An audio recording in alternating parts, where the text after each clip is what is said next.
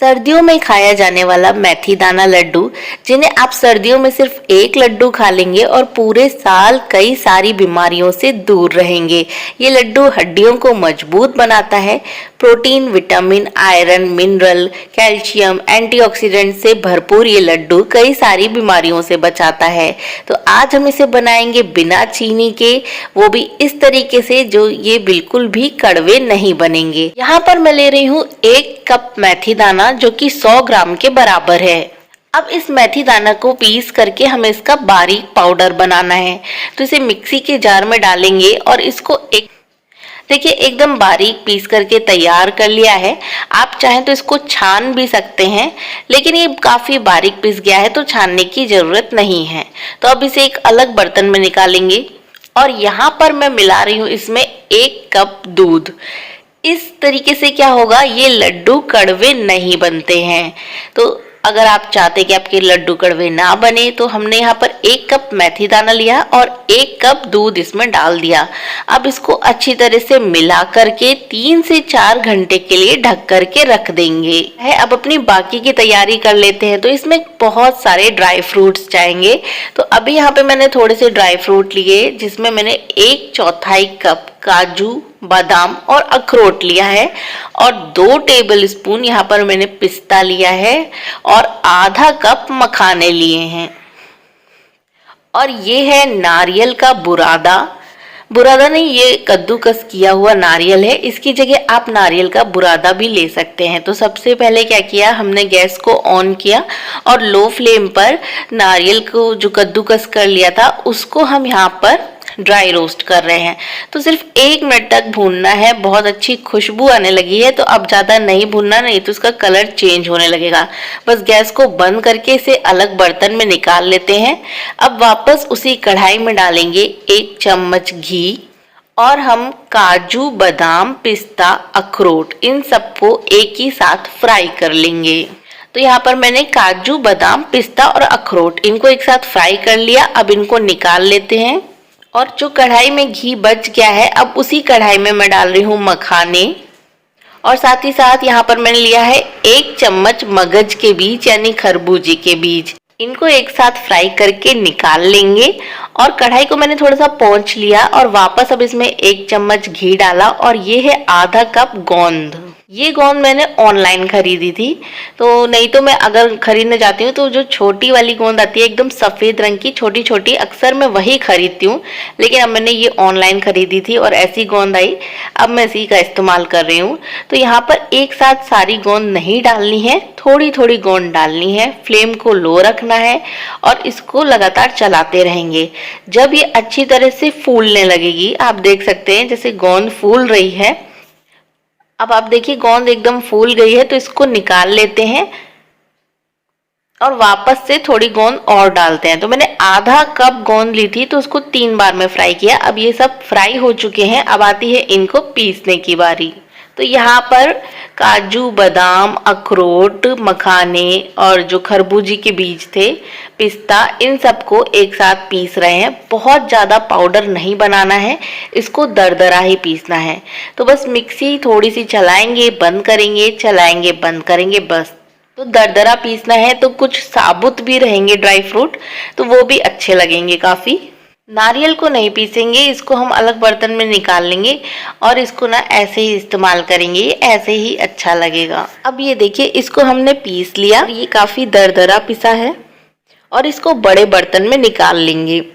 अब हम गोंद को पीसेंगे। तो गोंद को भी बस मिक्सी को पल्स मोड पे चलाया, बंद किया, बस गोंद पिस गई। बहुत एक ही बार में गोंद बहुत अच्छी तरह से पिस गई, सिर्फ चलाया और बंद किया।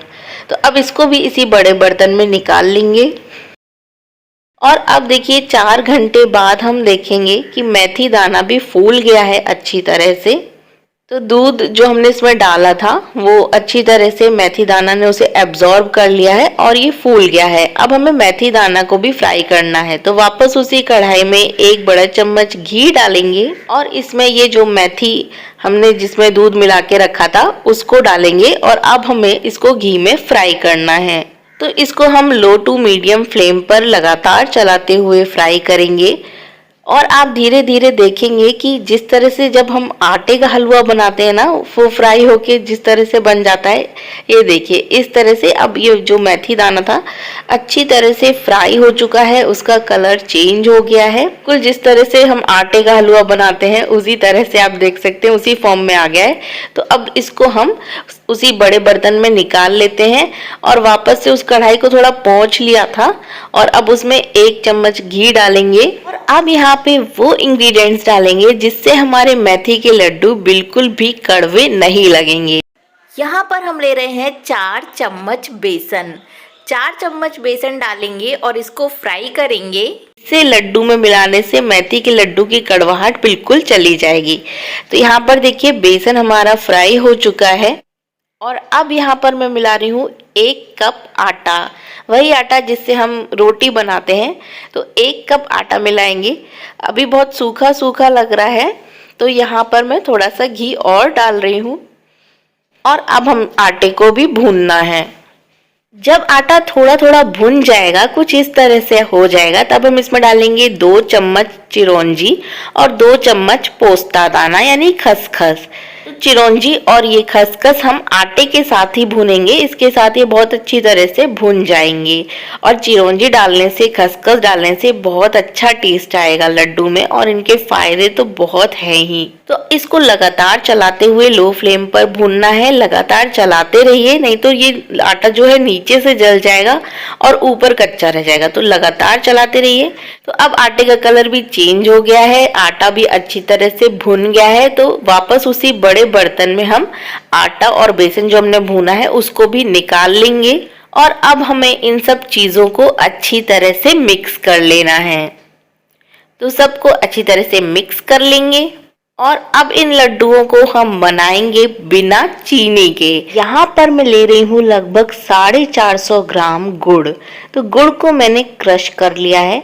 अगर आप साबुत गुड़ डालेंगे तो मेल्ट होने में काफ़ी टाइम लगता है और उतनी देर में गुड़ जल भी जाता है।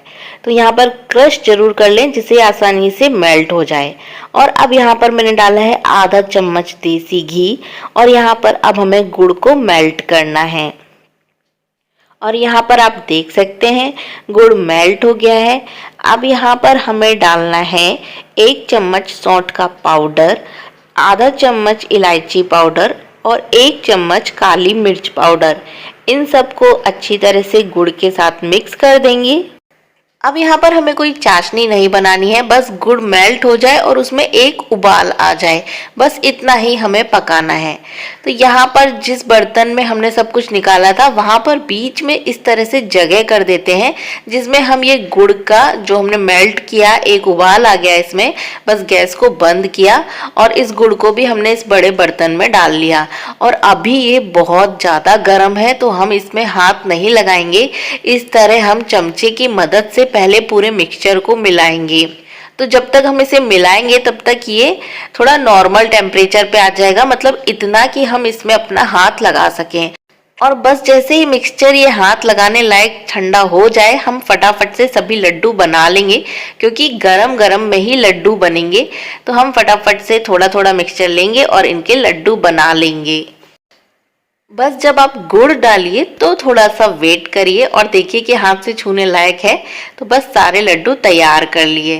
तो इस तरह से सारे लड्डू तैयार हो गए हैं और सर्दियों में इन लड्डुओं को आप ज़रूर बनाइए।